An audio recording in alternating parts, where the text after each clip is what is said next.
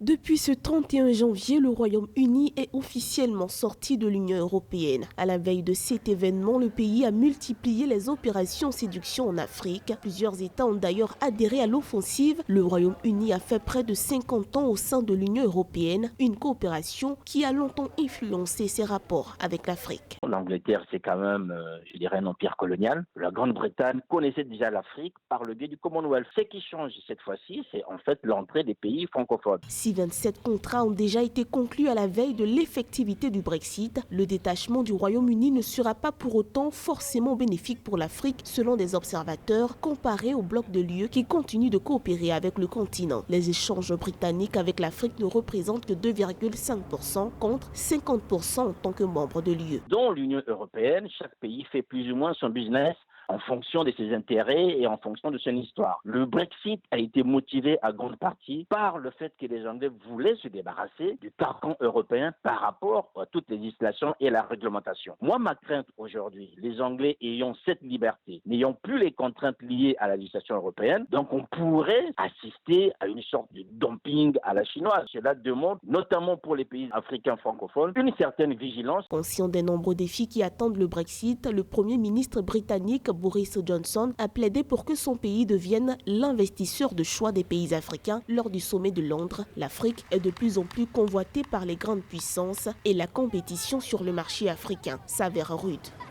La Banque centrale du Kenya table sur une croissance de 6,2% au terme de l'année 2020 contre 5,7% enregistrés en 2019. Des perspectives positives et pour les avancées, l'institution chargée d'appliquer la politique monétaire s'est notamment basée sur le regain de dynamisme dans les petites et moyennes entreprises et dans le secteur de l'agriculture. Siamlo Victoria Sedji.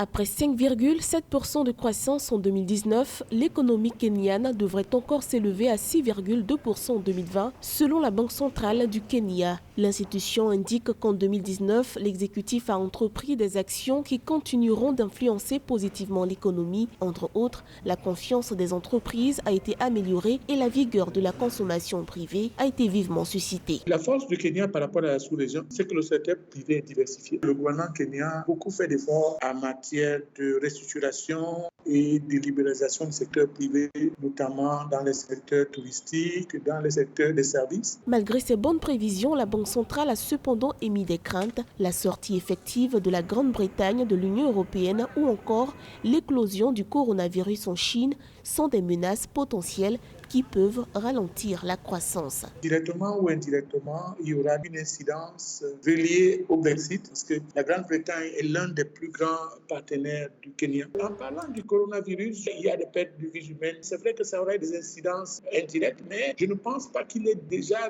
trop vite temps de le mettre comme effet limitant. Le Kenya peut toutefois toujours espérer et oser s'appuyer sur son secteur privé à travers qui l'exécutif veut désormais miser pour accélérer la croissance, la rendre beaucoup plus inclusive et résistante. En 2019, le plafonnement des taux d'intérêt a été supprimé à cet effet. Suite à cette mesure, le secteur privé a vu ses prêts grimper de 7,1% et en 2020, la Banque centrale prévoit une hausse de 11,8%.